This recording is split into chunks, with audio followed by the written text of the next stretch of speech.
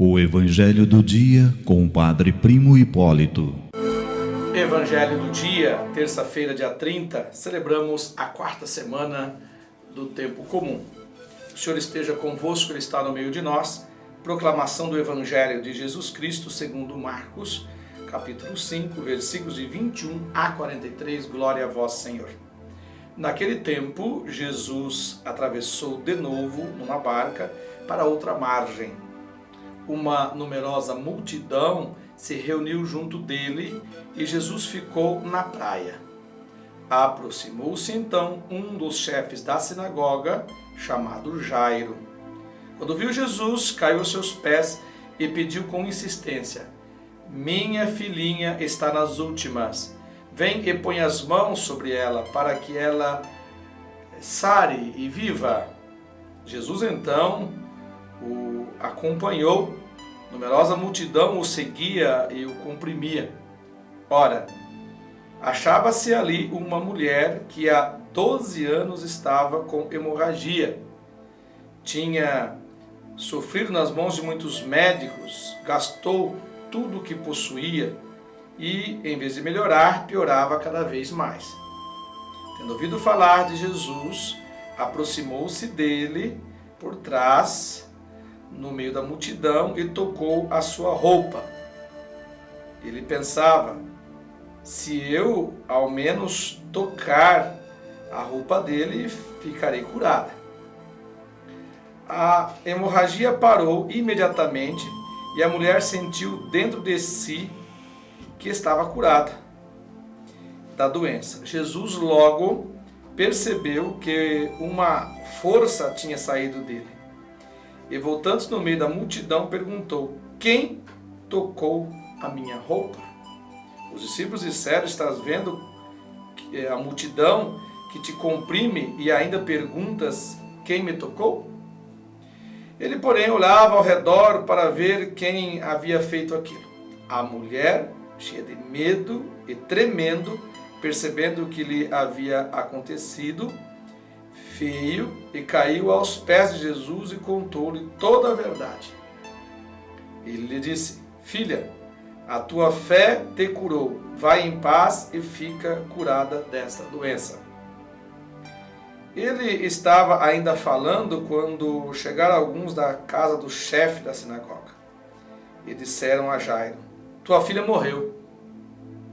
Por que ainda incomodar o mestre?" Jesus ouviu a notícia e disse ao chefe da sinagoga: "Não tenhas medo, basta ter fé." E não deixou que ninguém o acompanhasse, a não ser Pedro, Tiago e seu irmão João. Quando chegaram à casa do chefe da sinagoga, Jesus viu a confusão e como estavam chorando e gritando. Então ele entrou e disse: "Por que essa confusão e este choro? A criança não morreu, está dormindo."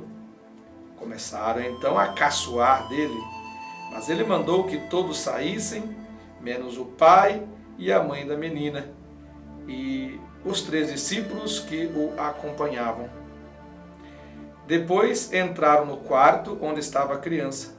Jesus pegou na mão da menina e disse: "Talita cum", que quer dizer: "Menina, levanta-te." Ela levantou-se imediatamente e começou a andar, pois tinha 12 anos. E todos ficaram admirados. Ele recomendou com insistência que ninguém ficasse sabendo daquilo e mandou dar de comer à menina. Palavra da salvação, glória a vós, Senhor.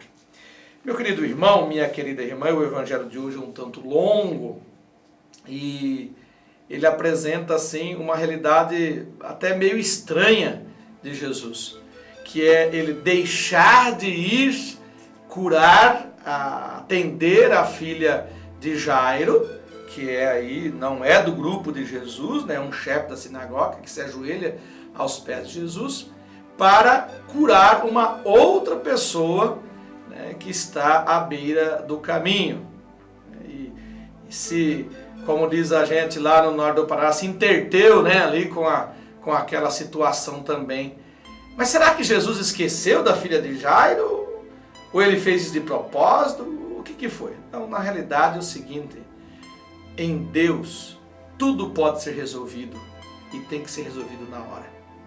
Eu já disse, o reino de Deus não é imediatista, não é imediatismo, a gente fazer um monte de coisa, não, mas é imediato. Se você encontrar situações que não é do reino, precisa ser encaminhada, precisa ser olhada.